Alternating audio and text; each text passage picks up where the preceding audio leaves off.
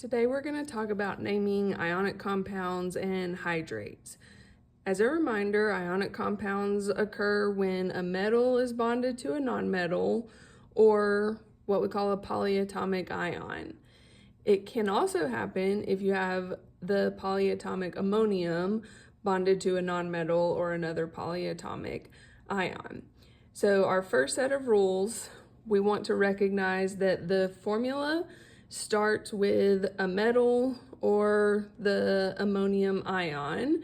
And so your first step is going to be to write the name of the metal, or you'll just write ammonium. So over here, we've got our first example. You've got NaCl. So Na is the metal sodium. So we'll just write the name of the metal. We're going to skip these bullet points for now. We can go straight to step 2.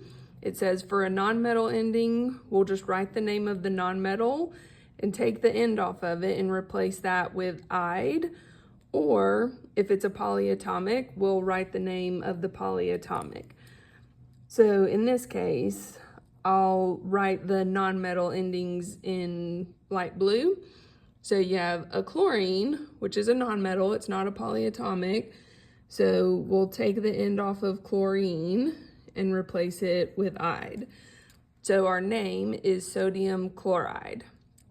When we try the next one, it starts off with ammonium. So we're going to write ammonium for step 1. And then OH is a polyatomic. That's not a single nonmetal.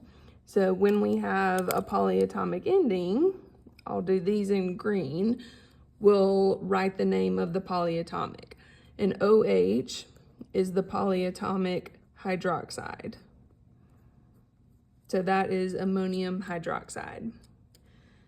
Then we go back to step 1 for the next example. This is the metal magnesium.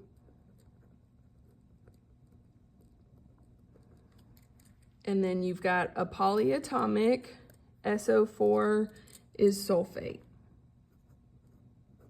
So we just write the name of that polyatomic. And then for the next example, you've got magnesium again.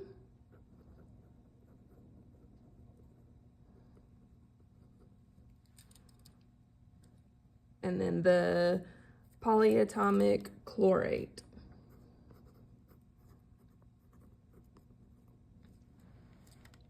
So that's how we do it if there is a group 1 or group 2 metal that always has the same charge and it's attached to a nonmetal or a polyatomic. Now, let's kind of come back up here to look at the scenario when you've got a transition metal. Transition metals don't always have the same charge, and so we're going to use Roman numerals to indicate what their charge is, and we'll put Roman numerals in parentheses in the name of that compound. So we're still going to start the same way. We've got copper here. And the thing that you want to do with the transition metals is look at what it's bonded to figure out what its charge and therefore Roman numeral will be. Because for these to be neutral, notice we don't have any charges on any of these formulas. For these to be neutral, their charges are going to have to cancel out to 0. So if we look at our polyatomic list, we know that sulfate, SO4, has a -2 charge. So if you've got 1 sulfate and 1 copper, then this copper must have a +2 charge. +2 and -2, when added together, will cancel out to be 0. So if copper has a +2 charge, the Roman numerals that we'll use are 2. So we will call that copper 2 and then sulfate.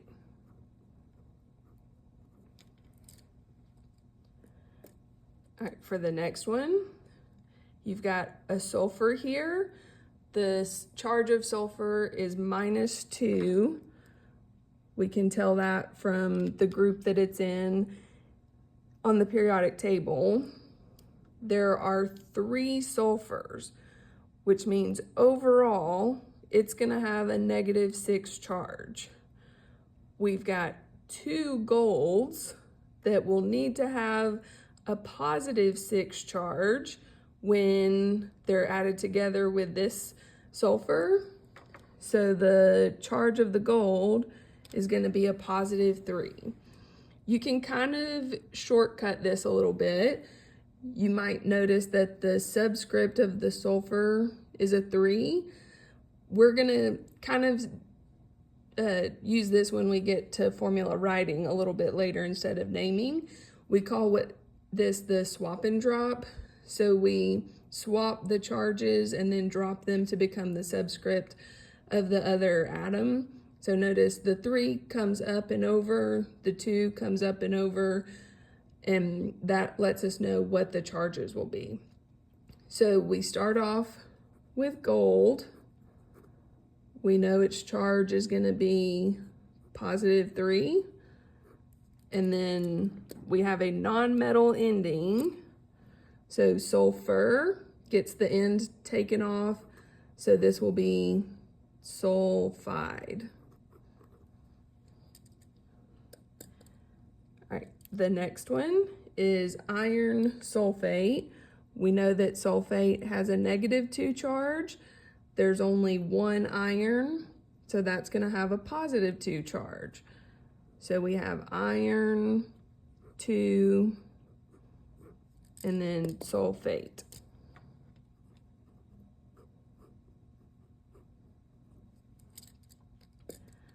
For our next one, we just saw up here that sulfur has a -2 charge.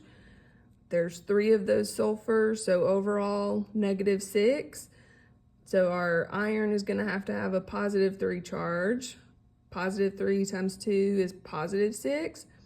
+6 cancels out the -6 so that it will be neutral. So we have iron 3. And then since this is a nonmetal, sulfide.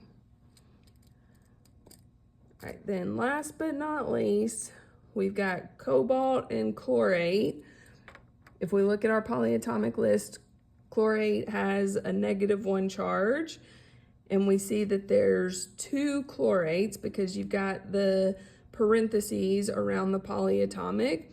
So overall, this has a -2 charge. If this polyatomic is -2, then the cobalt has to have a +2 charge to be able to cancel out and be neutral at 0. So we've got cobalt, and then in parentheses, whoops, too many, 2,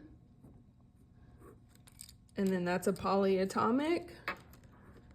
So we'll just name it chlorate, its actual name. All right, so let's look back at our steps over here. We added the charges as Roman numerals in parentheses.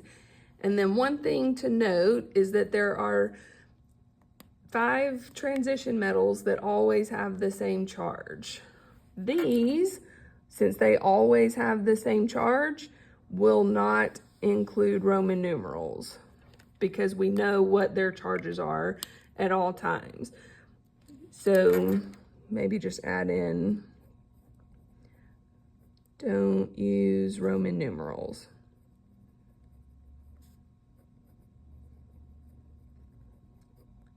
Aluminum is always +3. Zinc and gallium, wait, I'm looking at that backwards. Usually I start at silver. Silver is always +1, and then if you go to the right, it's gonna kind of stair step. Zinc and cadmium are always +2, and then if you kind of go up and over to the right again, gallium and aluminum are always +3. So silver +1, zinc and cadmium +2, gallium and aluminum +3. And then our last bullet point says to look at the last subscript in the formula. like I said with our swap and drop, this is going to be the charge of the positive cation metal and the Roman numeral. So that's kind of a shortcut for you as well if you're a little bit confused by what we're calling swap and drop at this point.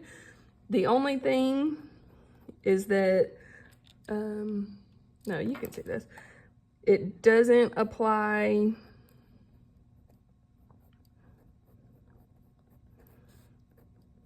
to polyatomics that aren't in parentheses.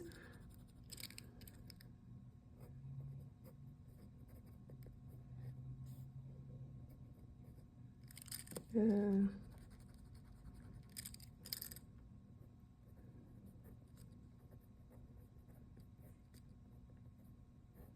just gonna do parentheses since I'm running out of space. So if we look here at iron sulfate, the sulfate doesn't have parentheses around it. So this 4 is not the charge of the iron. The 4 is just how many oxygens you have. But down here with the chlorate, that polyatomic is in parentheses. So the subscript that is on the outside of the parentheses is the charge of the metal cation that the polyatomic is attached to. So that's what we mean for it's not going to apply to the polyatomics that aren't in parentheses.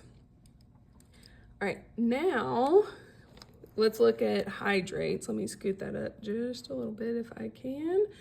Hydrates are a formula where water is trapped in the crystal lattice. So some of that chemical formula is going to be ionic, but some of it has to signify the water that's trapped inside the crystal lattice. And so the water isn't technically bonded to the ionic, so we use a dot to separate the formula of the ionic from the water. So our first step is just to name the salt, like we'd use with our rules up here. A salt is any ionic compound, which is what this part means right here. So if we have CaCl2, we have calcium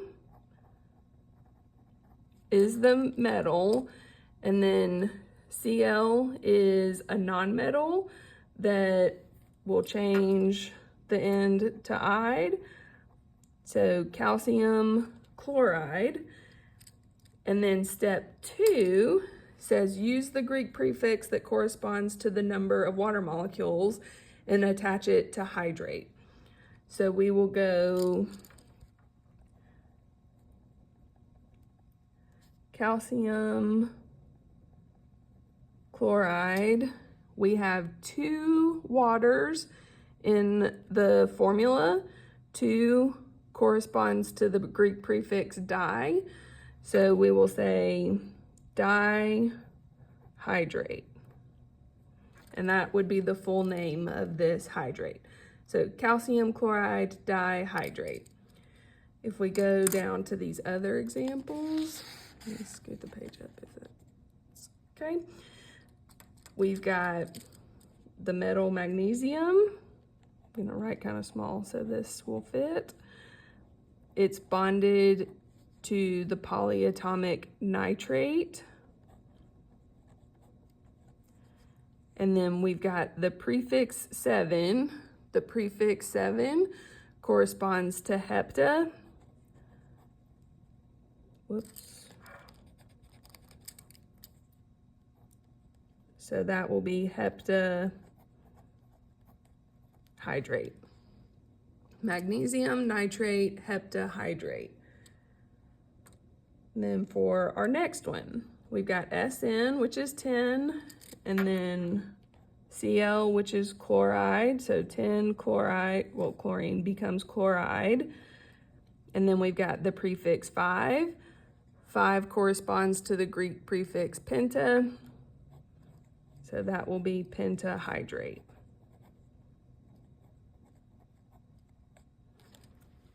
And that's pretty quick and easy, naming the ionic compounds and the hydrates. We've listed the Roman numerals over here just in case you're unfamiliar. So 1 is a single I, 2 are 2 I's, add another I for 3, 4 is I and then V, 5 is V, 6 is V and then I. So take a minute, write a quick summary, write a question in the side panel, and you're good to go.